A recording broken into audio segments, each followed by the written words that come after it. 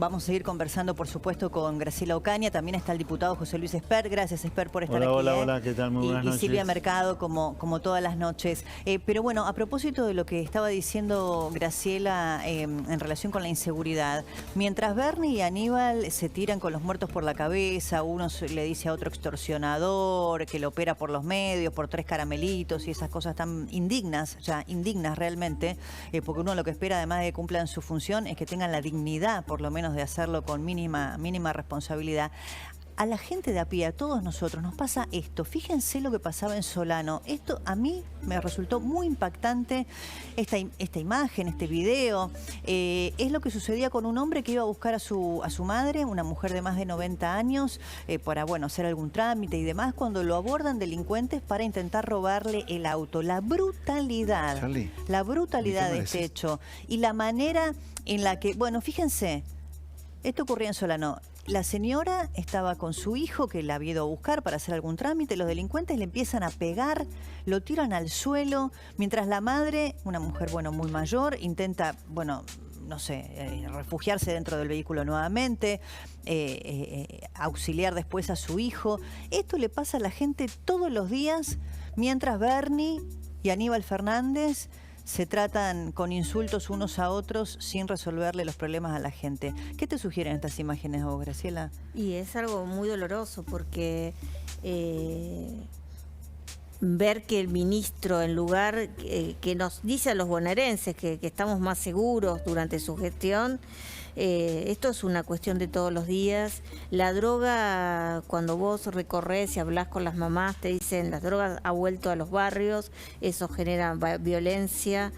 Yo creo que estamos en una situación muy grave y no hay nada que se esté haciendo, y eso me parece lo grave del asunto. ¿Espert? Ni las fuerzas nacionales que están en el conurbano instaladas, ni las fuerzas, lamentablemente, la policía da abasto para resolver esto. ¿Y José Luis? En primer lugar, Aníbal Fernández y Sergio Berni, 2 mamarrachos, 2 payasos. Uno parece un Rambo ensamblado en la salada, Berni, y el otro ya fue de todo dentro del sector público y sus gestiones. Hablo de Aníbal Fernández, todas son fracasos. 2 impresentables, la verdad. Ahora, 2 impresentables mientras los delincuentes se pavonean por la calle. Yo lo he dicho y lo reafirmo. Hasta que acá la política no le dé un espaldarazo a la policía cuando usa su arma reglamentaria en defensa de un inocente contra un delincuente, además de otra cosa, estamos fritos. Yo creo que hasta que no haya ejemplos donde alguno de estos delincuentes se los llene de agujeros, va a ser problemático luchar contra la inseguridad. Después tenemos otro caso, además de ese animal que violó a su hija discapacitada, esperó que la chica diera luz y después mata al chico. Sí, a la criatura, o sea, ese es un animal directamente. Entonces, frente a estos casos, yo creo que amerita la más severa reacción de parte de nuestras fuerzas de seguridad, pero para eso se requiere de apoyo político muy fuerte, no los políticos mamarrachos que tenemos hoy en general, como el caso de Aníbal Fernández y Sergio Berni, que le hacen muy mal a la lucha contra la inseguridad. Sí. Demuestran que no les importa la inseguridad, no les importa la gente. Entonces, que se manden a su... Berni ya debería haber renunciado hace rato, porque al mismo tiempo que se quejaba de la política de inseguridad del gobierno nacional, él en la provincia forma parte de un gobierno que empujaba la liberación de delincuentes en el medio de la pandemia, ¿te acordás? Sí, por supuesto. O sea, una vergüenza. Muchos de esos delincuentes no los encontraron nunca más. Claro. Ahora los fueron a buscar directamente, ¿no? Todos los liberados con la excusa del COVID. Pero yo creo que si no hay una política de mucha claridad y dureza, te diría... Esto va a seguir pasando y cada vez más. Lo que pasa es que se ha convertido en un problema ideológico cuando no lo es, ¿no? Por supuesto si vos ideologizás el tema de la inseguridad y parece que ponerle orden o defender la vida de los ciudadanos que viene de derecha... Es que yo creo que a veces no tomamos conciencia de lo siguiente. Si hay un argumento para pagar impuestos, entre muchos, para tener un Estado que te dé cosas, es la seguridad. O sea, si vos dejás de consumir, si dejás de invertir como hombre de negocios o trabajador o empresario, comerciante, gasista, plomero en el sector privado, si dejás de hacer cosas que a vos te gustan hacer para pagar impuestos, una de las devoluciones que le tiene que dar el Estado contra los impuestos que paga es la seguridad. ¿Cuál es el incentivo a pagar impuestos si te matan en la calle por 50 pesos, 100 pesos un celular. ¿Entendés? Es una función indelegable del Estado dar seguridad. Si no, ¿para qué va a pagar impuestos? Sí, no, totalmente. Yo creo que es muy importante, y en eso José Luis seguramente coincidirá, el tema de trabajar en el Congreso en sacar el Código Procesal Penal, el Código Penal, porque la verdad es que muchos de estos delincuentes entran por una puerta, Claro. salen por la otra a discutir la ley penal juvenil también. Claro. Y creo que si no vamos a fondo con estos temas, porque esto no es un problema ideológico, acá está la vida de los argentinos, nuestra Claro, seguridad. pero para muchos dirigentes del kirchnerismo se ha convertido en un problema ideológico y eso me parece que ha ido en detrimento de mejorarle la calidad de vida a los ciudadanos de bien, que Bueno. hoy no, hay zonas del conurbano que hoy no podés ni salir, ¿no? Sí, es así, pero el tema es que el kirchnerismo lamentablemente todo lo miran con un ojo ideológico y no con la realidad de lo que le pasa a la gente, Claro. ¿no? Bueno, hablando de ideología, hoy hubo un hecho bueno, que impactó mucho, ¿no? En realidad toda la gira del presidente Alberto Fernández, primero a Rusia, a China, a Barbados. En Rusia ya había impactado la declaración que hizo con el presidente Putin delante, hablando de la excesiva dependencia de los Estados Unidos y del Fondo Monetario Internacional de la Argentina y diciéndole a Putin que Argentina podía ser la puerta de entrada de Rusia en el continente. Y luego esto que sucedía hoy, o que trascendió hoy, mejor dicho, que es el propio presidente Alberto Fernández diciéndole a Xi Jinping, al presidente de China, que la Argentina se sentía, no sé si hablaba realmente en nombre de su gobierno, porque en nombre de todos los argentinos realmente no, se sentía muy, muy cercano al proceso revolucionario chino y, bueno, como consecuencia de ello, el Partido Comunista. Lo compartimos. Conocimos días atrás el nuevo museo del Partido Comunista y quedamos muy impresionados con esa magnífica obra.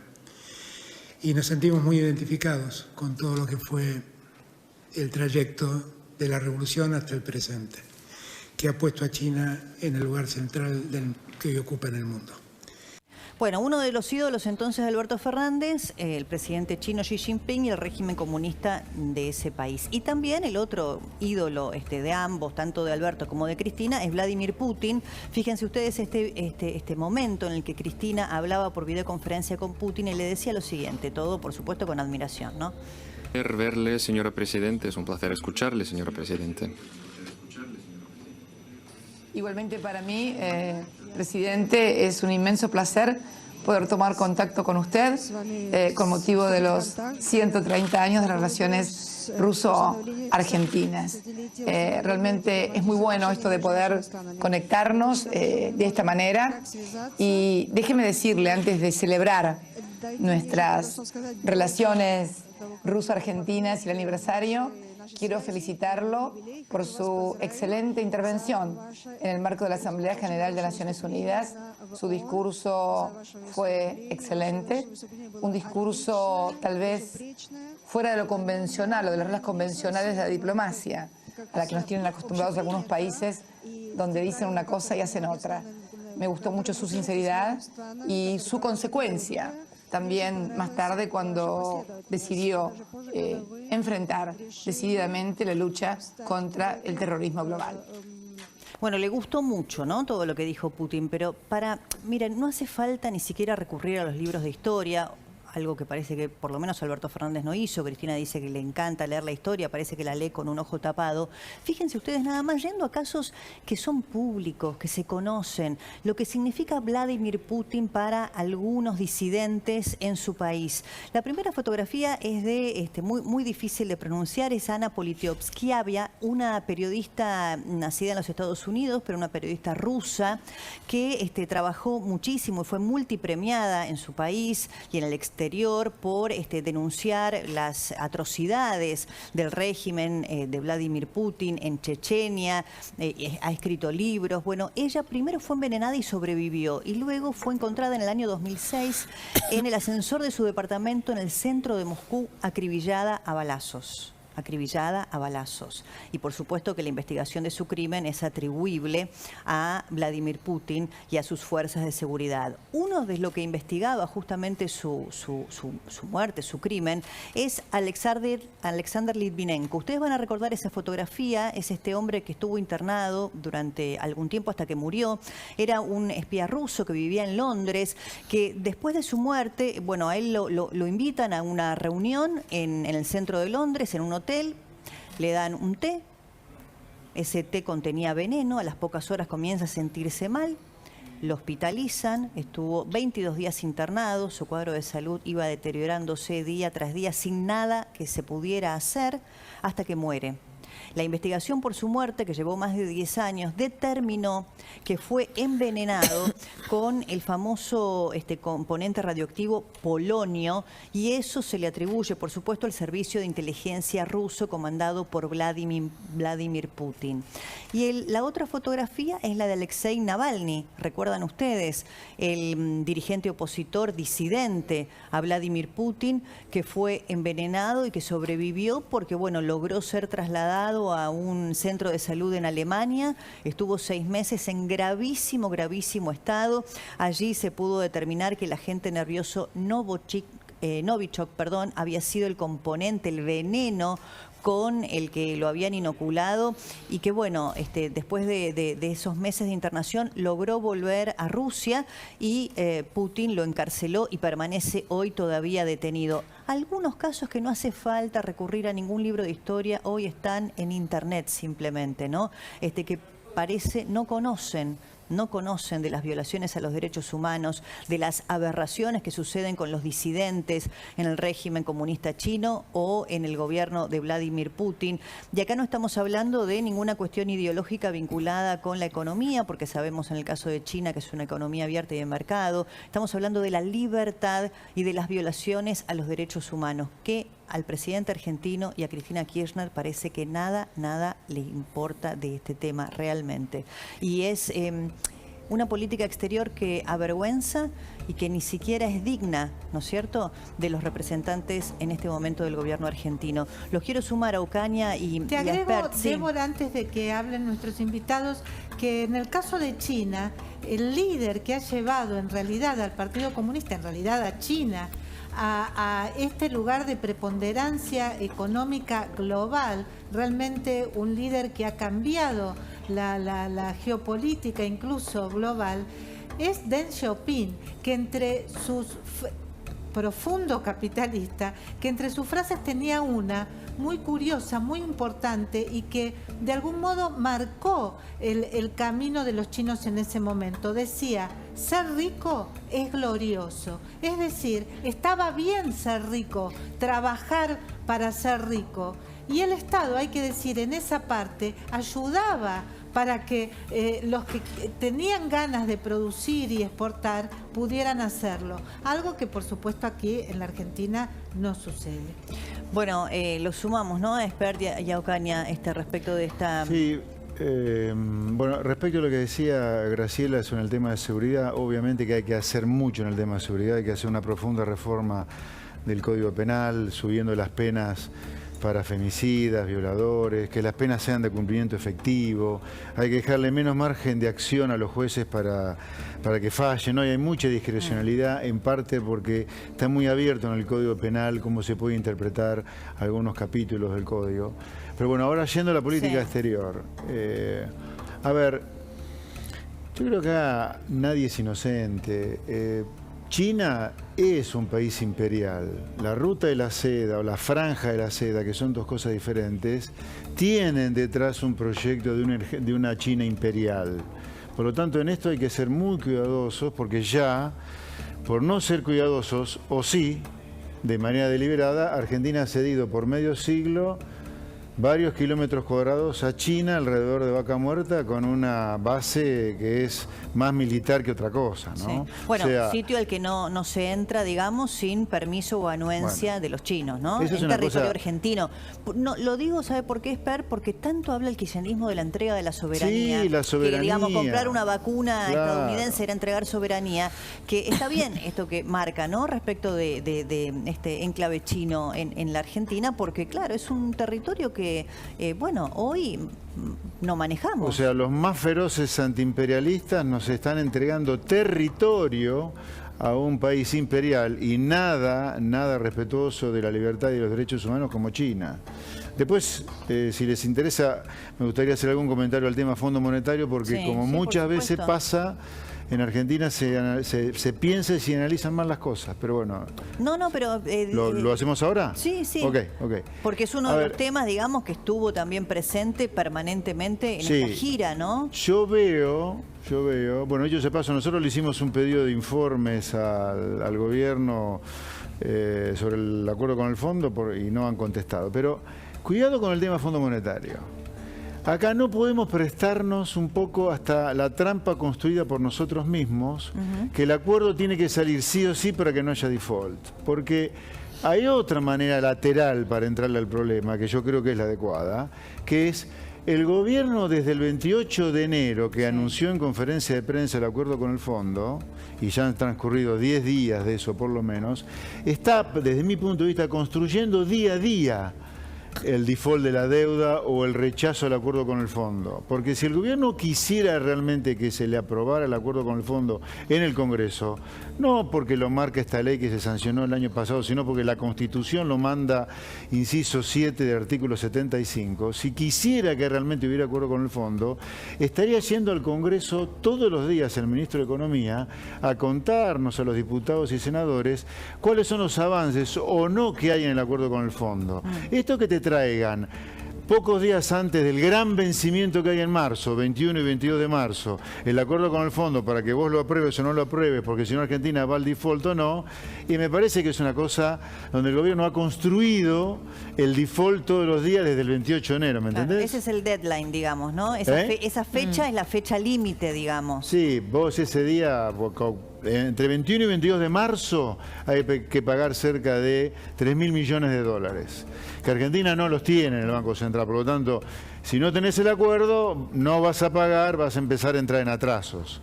El default se declara un poco más tarde, probablemente, te dan un tiempo en el fondo, pero te quiero decir, el gobierno está construyendo desde el 28 de enero el camino al default, o el camino al no acuerdo, a que no le aprueben algunos el acuerdo. Claro, ¿Entendés? ahora, no sé, lo que no se entiende, pues a ver, Cristina claramente juega el default, la fuerza política, bueno, que ella representa, un sector también, la Cámpora, Máximo Kirchner dejando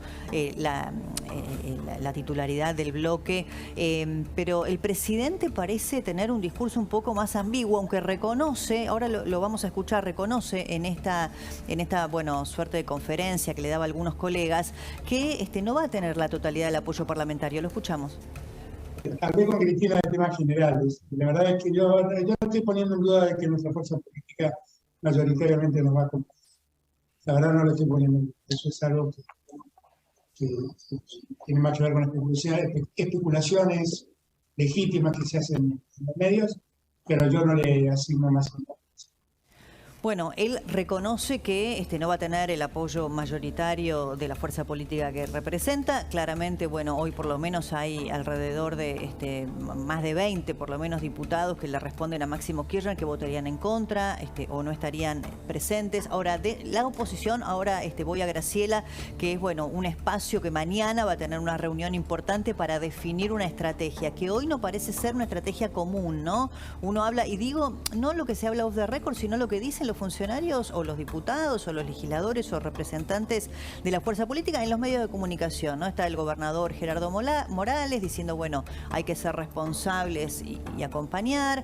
Lilita Carrillo de la Coalición Cívica diciendo, nosotros no podemos llevar al país al default. Otros que dicen, no, Tetaz estuvo aquí, dijo, si no conocemos de qué se trata no podemos votarlo. Ese es un tema crítico para mí, Débora, un tema crítico. No sabemos de qué se trata el acuerdo con el fondo, no lo sabemos. Así es, y me parece que eso es la clave. Entonces es muy difícil tomar una definición porque nosotros, por ejemplo, durante la campaña tomamos un compromiso de no votar aumentos de impuestos y lo que explicitan o lo que dicen es no va a haber ajuste.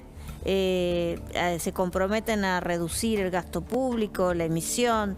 Bueno, nosotros queremos saber cómo se va a lograr ese milagro, porque la verdad que es bastante contradictorio si no hay aumento de impuestos. Entonces, nosotros queremos saber qué es lo que se firme y, como dice José Luis, conocer cuáles son estas negociaciones, y esto no sucede. Entonces, tenemos un acuerdo que o sea, tenemos un principio de entendimiento, porque todavía no está firmado, que el ministro está construyendo. Ahora, quedan pocas semanas, hay un tiempo para, en el organismo internacional, entiendo, para aprobar el memorándum o el acuerdo, y también hay tiempos parlamentarios que me parece que tampoco los veo muy difícil de cumplir. Entonces, yo creo que acá hay una conducción compartida de Alberto y Cristina Fernández de Kirchner, que ofrecieron a la Argentina un gobierno y que tienen que hacerse cargo. Nosotros somos la oposición y somos muy responsables, lo hemos demostrado en estos 2 años y un mes que lleva el gobierno. Ahora, nosotros no somos responsables, podemos cuidar de que esto no se, como decía Johnny Voss, el colectivo no se estrelle, claro, no se caiga al precipicio.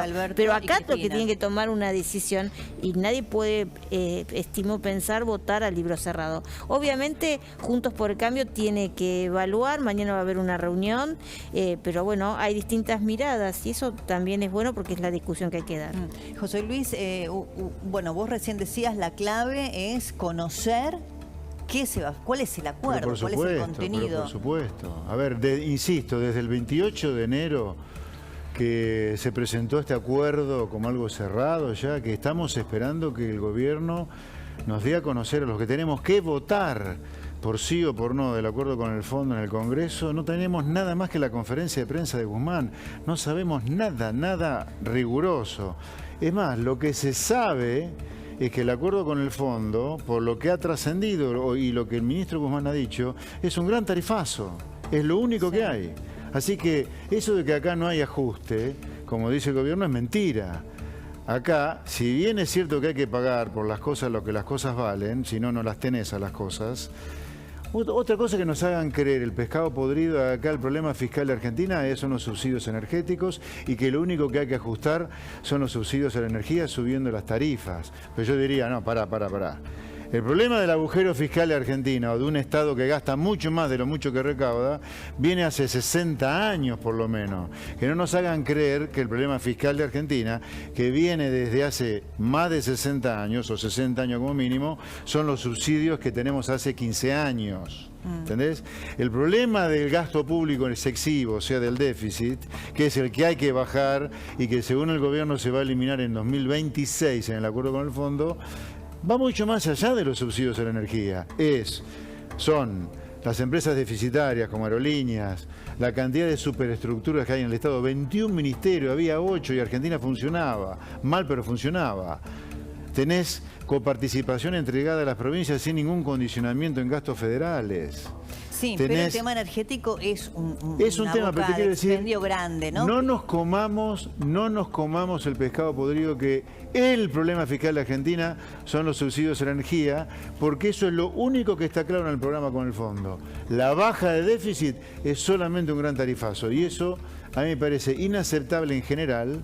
Pero igualmente queremos conocer la letra chiquita del acuerdo. Sí. Ahora seguimos hablando de este tema en un segundito. Pues Silvia Mercado tenía información interesante respecto de lo que está pasando o las diferentes posiciones que hay en provincias diversas respecto del pase sanitario y lo que va a pasar a partir también del comienzo de las clases, ¿no, Silvia? Sí, Débora, realmente hay preocupación entre los padres, las madres de los alumnos de 2 provincias que no por casualidad tienen gobernadores que están en el extremo de abajo de la legitimidad dentro de su propio electorado. Son Santa Cruz y Formosa.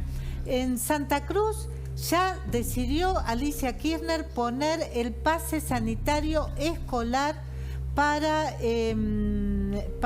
los niños, es decir, tienen que estar están obligados a estar vacunados, a pesar de que la vacuna no es obligatoria en la Argentina. Claro. Entonces hay padres y madres que están realmente confundidos por varias razones, entre ellas porque no han llegado vacunas a muchas localidades muy importantes de Santa Cruz. Y el problema en el caso de Santa Cruz, en este mismo momento, se está dando en el Chaco. Chaltén, que ya empezó las clases, porque por un tema de climático ya arrancaron las clases en el Chaltén, y están pidiendo pase sanitario escolar a niños que todavía no pudieron ser vacunados, ni siquiera porque los padres no quieren, porque no las estaba la vacunas vacuna, claro. no llegaron. Vuelvo a decir, Alicia Kirchner en el top de abajo de los gobernadores. La otra provincia, Formosa, está en la misma situación. Sabemos realmente el escándalo que ha provocado Gildo Infran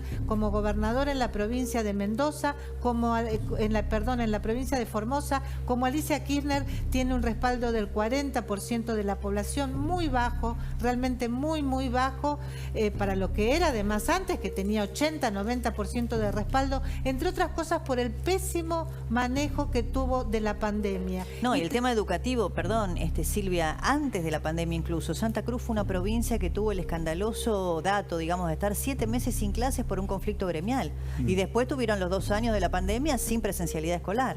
Exacto, son realmente dos provincias que están muy atrás en la situación, en la escolaridad, que realmente no se presentan a ninguna de las pruebas que hay para medir cuánto han aprendido los niños y las niñas, por una razón elemental, porque no quieren dar a conocer el estado patético de los chicos, o sea, del sistema escolar que depende de los gobiernos provinciales. Pero hay otro tercer caso, Débora, y me quiero detener en este, que es el de la provincia de Buenos Aires. Sabemos que la provincia de Buenos Aires todavía no ha dicho si va a exigir pase sanitario escolar, sí o no.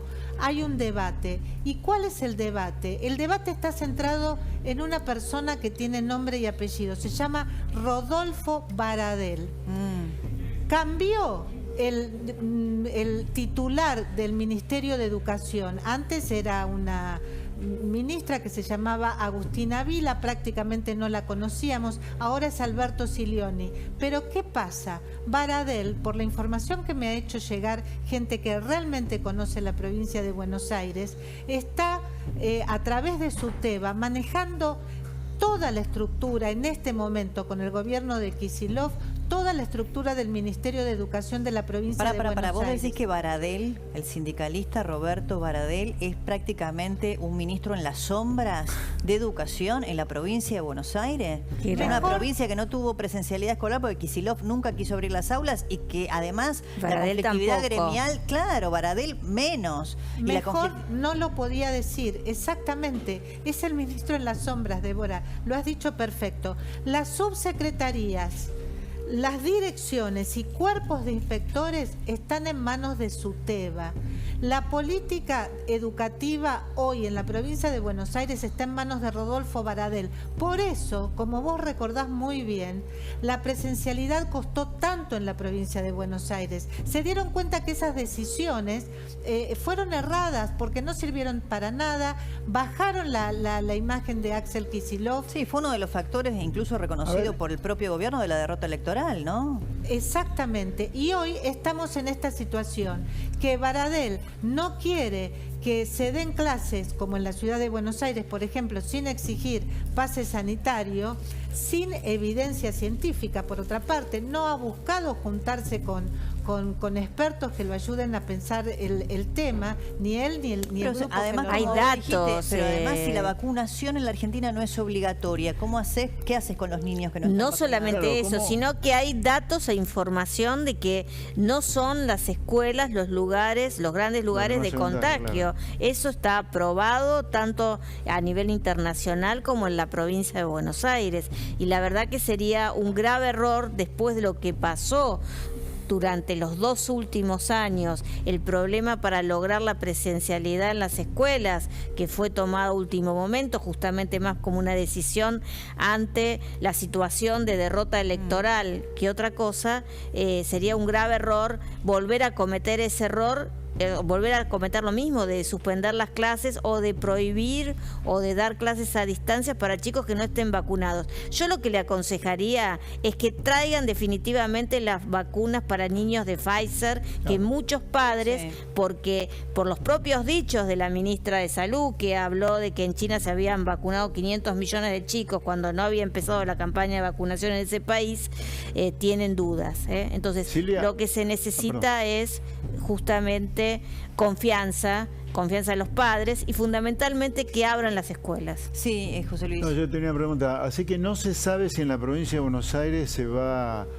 aplicar el pase sanitario o no. No está claro todavía. Todavía no se explicitó. Supongo que están esperando que Axel Kicillof intervenga en la decisión. Obviamente, hoy la decisión no está en manos de Alberto Silioni. Esto es lo grave. Está en manos de Baradel. Está en manos de Baradel y de Nicolás Kreplak. Dos personajes que realmente, han dejado mucho que desear en el manejo de la pandemia y que, como ustedes dicen, como compartimos perfectamente en esta mesa, han provocado verdaderos desastres en las familias. Quiero decir que ya hay una ONG trabajando, que es la que me hizo llegar esta información, trabajando para visibilizar este problema que realmente es muy grave, que de concretarse va a perjudicar además la presencialidad, que es la ONG Ecoeducativo. Sí, ahí yo tengo una buena noticia para aquellos que defendemos la racionalidad. En Bahía Blanca, una ciudad muy importante de la provincia de Buenos Aires, 2 concejales de nuestro frente, Avanza Libertad, Turi Barrio Nuevo y Valeria Rodríguez, lograron conjuntos imponerse al frente de todos y evitar el pase sanitario en Bahía Blanca. Así que en Bahía Blanca, por lo menos, merced a la Avanza Libertad, no hay obligatoriedad para el pase sanitario, así que sí, no, y además, hay algunos lugares donde prima el sentido común. No, además acá lo que preocupa respecto a la información que traía Silvia Mercado es que realmente Baradel, que ya sabemos cuál es la contribución a la educación de los niños en la Argentina de Roberto Baradel, ¿no es cierto?, sea una suerte de ministro en las sombras, o sea, el que tome las decisiones educativas en la provincia, ya además conociendo los antecedentes de Kicillof, ¿no?, que no tuvo nunca voluntad de abrir las aulas durante la pandemia, preocupa. Yo me imagino que y además está todo interrelacionado. Cuando hablamos de la problemática narco, que lo hablamos acá incluso con Patricia Bullrich y con otros referentes que conocen el territorio, decían que los 2 años de falta de escuela presencial contribuyeron de manera muy negativa, ¿no? En este tema. Los niños que no estaban en la escuela, los jóvenes que no estaban en la escuela, estaban en la calle, y eso es muy preocupante, y eso es lo que sucedió en la provincia de Buenos Aires por una decisión política del gobernador, del ministro de Salud, que son los grandes responsables de toda esa situación, ¿no? Lo último, que ya nos queda poquito tiempo, ustedes mañana se reúnen Juntos por el Cambio, se reúne mañana temprano por la tarde, ¿verdad? La Mesa Nacional. ¿Y de ahí saldrá algún documento o simplemente es, un intercambio de posiciones? Yo entiendo que va a haber un intercambio de posiciones y que seguramente se va a seguir trabajando para tener una posición común. ¿Ustedes, José Luis, ya tienen posición tomada respecto de Avanza Libertad en la eventualidad de que llegue el acuerdo al Congreso, aún si les dan a conocer algunos detalles? No, posición tomada, a ver, posición tomada ¿en qué sentido? Si el acuerdo con el fondo, si el acuerdo con el fondo, punto 1, nos van a presentar o a entregar 2 días antes de que vence el plazo, por ponerlo de alguna manera, que es cuando hay que pagar. Si el acuerdo con el fondo es el que ha trascendido, que es un solo tarifazo, nosotros de ninguna manera lo vamos a acompañar. Ahora, insisto, el gobierno está construyendo día a día el camino para que no se le apruebe el acuerdo con el fondo de parte de muchos, porque acá hay que aprobar un acuerdo con el fondo, pero un buen acuerdo con el fondo. No cualquier acuerdo con el fondo es bueno, porque, por ejemplo, suponete que para evitar un default el 21 de marzo, el 22 de marzo, y lo digo por mí, vos le aprobás al gobierno el acuerdo con el fondo y no sabés bien lo que está aprobando, porque no te mostraron los números hasta 48 horas antes del día del pago. Para que no se vaya al default, se aprueba. Es pan para hoy, hambre para mañana eso. Eso es tan poco responsable como decir que no al estilo de la izquierda, que no le quiere pagar al fondo porque están chiflados directamente. Ellos no quieren pagarle a ningún acreedor. ¿Entendés? Bueno, esperaremos entonces en las próximas horas que haya algún detalle más que dé a conocer el Obviamente. gobierno y bueno, y que también haya alguna posición Y que uniforme nos de las diga fuerzas políticas. cómo va a ser la Argentina para crecer y resolver los problemas que tiene, que es la inflación, la falta de trabajo, que son los problemas de fondo que los argentinos quieren resolver.